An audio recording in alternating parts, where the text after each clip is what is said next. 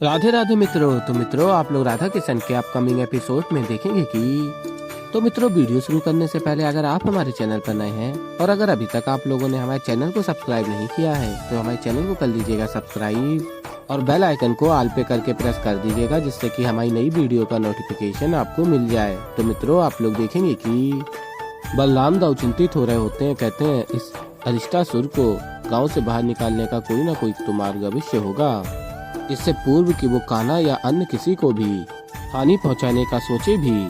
किंतु कैसे। और तभी राधा आती है और देखती है दाऊ को चिंतित और कहती है, दाऊ आप अरिष्टासुर को लेकर आकुल है ना। और फिर दाऊ कहते हैं, हाँ राधा, बाबा ने तो मेरी बात कोई सुनी नहीं। राधा, एक असुर विराजमान है हमारे घर में, मात्र इसीलिए कि सबको लग रहा है कि वो गौवंश से है। समझ नहीं आ रहा कि मैं करूँ तो करूँ क्या उसे घर से बाहर निकालने के लिए। और तभी राधा कहती है, आप चिंता मत कीजिए, जो करना था मैं कर चुकी हूँ। तभी दाऊ कहते हैं, कर चुकी हूँ अर्थात। और तभी राधा बताती है बलराम दाऊ को कि कैसे मैंने उसको भोजन नहीं दिया और कहा कि आज तुम्हें केवल भोजन नहीं मिला है अरिष्टासुर, और मेरे कृष्ण को अगर हानि पहुँचाने की सोची भी तो राधा रानी स्वयं तुम्हारा वध कर देगी। तभी दाऊ सुनकर ये प्रसन्न हो जाते हैं और कहते हैं, उस अरिष्टासुर ने दिन भर आज कुछ नहीं खाया है।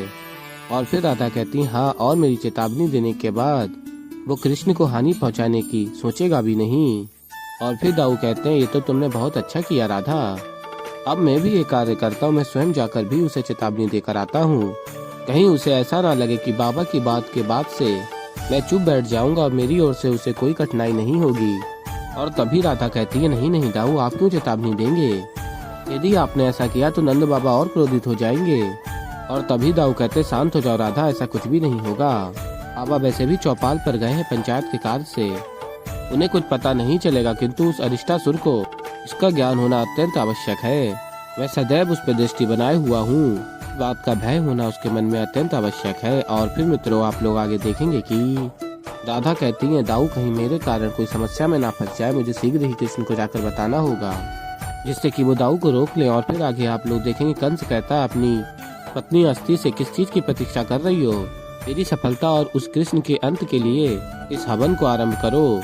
और तभी अस्थि कहती है, जी महाराज, वो मैं हवन आरंभ करने से पूर्व अपने मन में प्रार्थना कर रही थी ताकि सब ठीक हो। और तभी प्राप्ति कहती है, क्या महाराज, आपने अपने स्थान पर हवन के लिए अस्थि को क्यों बैठा दिया। और तभी कंस बताता, क्योंकि मैं चाहता हूँ कि उस कृष्ण की मृत्यु और मेरी विजय के लिए मेरे स्थान पर ये हवन करे, किंतु मुझे प्रतीत होता है कि अस्थि के लिए मेरे जीवन का कोई मोल ही नहीं है, इसीलिए ये केवल हाथ जोड़कर बैठी है, एक भी आहुति। तभी कृष्ण कहते हैं, महारानी अस्थि। और तभी अस्थि हाथ जोड़कर कहती है, क्या मुझे कोई भ्रम हो रहा है, क्या आप सत्य में यहाँ मेरे साथ हैं। और फिर कृष्ण कहते हैं, जो मुझसे प्रेम करते हैं मैं सदैव उनके साथ रहता हूँ। मैं आपकी दुविधा समझ सकता हूँ, जब से आपने महाराज कंस से विवाह किया है तब से बड़ी सहनशीलता दिखाई है, उनके कटु वचन आपने सहे हैं, उन्होंने इतनी बार कुकर्म किए और आपने उन्हें हमेशा सत्य और धर्म का मार्ग दिखाया। मैं ये भी भली भांति समझता हूँ कि आपके मन में मेरे लिए अपार प्रेम और भक्ति है, और इसीलिए मेरी मृत्यु की प्रार्थना करना, मेरी मृत्यु की तपस्या करना आपके लिए अत्यंत कठिन होगा।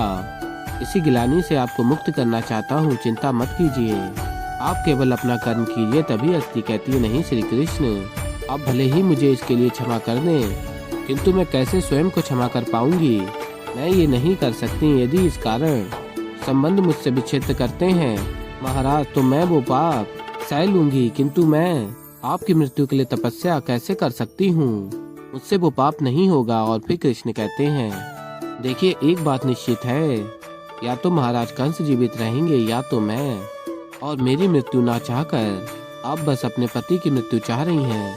इस बोझ के साथ आप ये जीवन व्यतीत कर पाएंगी नहीं ना, इसलिए मैं आपको कह रहा हूँ कि आप अपना केवल कर्म कीजिए, प्रार्थना कीजिए, इस पाप की भागीदार आप नहीं होंगे, क्योंकि कंस ने आपको विवश करके आपसे ये तप करवाने का प्रयास किया है, आपकी निष्ठा का उसने लाभ उठाया है। आप केवल अपना कर्म कीजिए, धर्म और कर्म के विषय में मैं सोचता हूँ। और फिर अस्थि कहती है, किंतु आपके प्रति मेरा प्रेम और मेरी भक्ति का क्या श्री कृष्ण, आपके दर्शन के पश्चात मेरी भक्ति और बढ़ गई है। और फिर श्री कृष्ण कहते हैं इसी प्रेम भक्ति के लिए कार्य करना है। मेरी भक्ति का एक ही मार्ग है, अपना धर्म निभाना, अपना कर्म करना बिना कुछ सोचे। आप भी अपना धर्म ही निभाइए, मन में यही प्रेम भक्ति लेकर मेरी मृत्यु की आप प्रार्थना कीजिए। धर्म का मार्ग यहाँ कठिन है, किंतु ये आपको करना ही होगा। और फिर तभी अस्थि अपने नेत्र खोलती हैं और कंस गिनती करता है 9, और फिर अस्थि लेती हैं आहुति और हवन में समर्पित करती हैं। और फिर कंस से देखकर प्रसन्न हो जाता है और अस्थि कहती है प्रथम आहुति के साथ मैं मेरे पति महाराज कंस की विजय और कृष्ण की मृत्यु के लिए तप आरंभ करती हूँ। और कंस प्रसन्न हो रहा होता है और कहता है कृष्ण अब तुम्हें कोई नहीं बचा सकता। मेरी पतिव्रता पत्नी अस्थि अपने पति की विजय की कामना कर रही है, अब तुम्हारा अंत निश्चित है। और तभी कृष्ण कहते हैं ये तो समय ही बताएगा मामा श्री कि मृत्यु किसके भाग्य में लिखी है।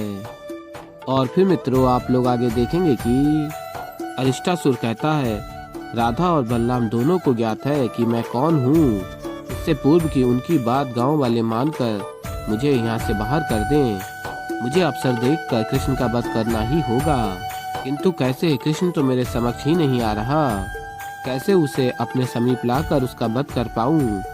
और फिर स्मरण कर रहा होता है अरिष्टासुर और कहता मिल गया मार्ग, अपनी प्यारी मैया को बचाने के लिए कृष्ण को मेरे सामने आना ही होगा। मैं इसी क्षण यशोदा पर आक्रमण करता हूँ। और फिर मित्रों आप लोग आगे देखेंगे कि कृष्ण बांसुरी बजा रहे होते हैं और तभी राधा उनके समक्ष आती हैं और कहती हैं तुम यहाँ क्या कर रहे हो? और फिर कृष्ण बताते हैं चंद्रमा की सुंदर हवा में मधुर बांसुरी का आनंद ले रहा हूँ। तो ऐसे ही मित्रों आगे और भी बहुत कुछ देखेंगे। तो अभी के लिए इस वीडियो में इतना ही। तो मित्रों अगर आप लोगों को हमारी वीडियो पसंद आई है तो वीडियो को कर दीजिएगा लाइक, और अगर अभी तक आप लोगों ने हमारे चैनल को सब्सक्राइब नहीं किया है तो चैनल को कर लीजिएगा सब्सक्राइब। और मैं मिलता हूँ जल्दी आप लोगों को एक नई वीडियो के साथ। तो तब तक के लिए मित्रों राधे राधे।